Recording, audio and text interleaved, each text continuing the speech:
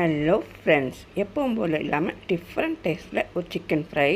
அதுக்கு ஒரு வெங்காயம், ஒரு தக்காளி, 5 பல் பூண்டு, கோல் கரம் மசாலா. இதை மிக்ஸியில் ஃபஸ்ட்டு அரைச்சி எடுத்துக்கோங்க.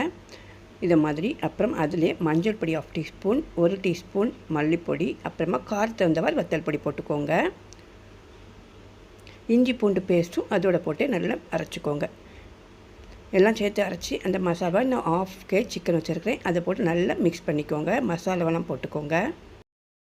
அதில் 2 டீஸ்பூன் கார்ன்ஃப்ளவர், 1 டீஸ்பூன் அரிசி மாவு, அப்புறமா தயிர் 1 டேபிள் ஸ்பூன் போட்டுக்கோங்க. கொஞ்சம் நல்லா சாஃப்டாக இருக்கும். உப்பு தேவையான உப்பெல்லாம் போட்டு நல்லா மிக்ஸ் பண்ணி இது மினிமம் 1/2 an hour வைக்கணும்.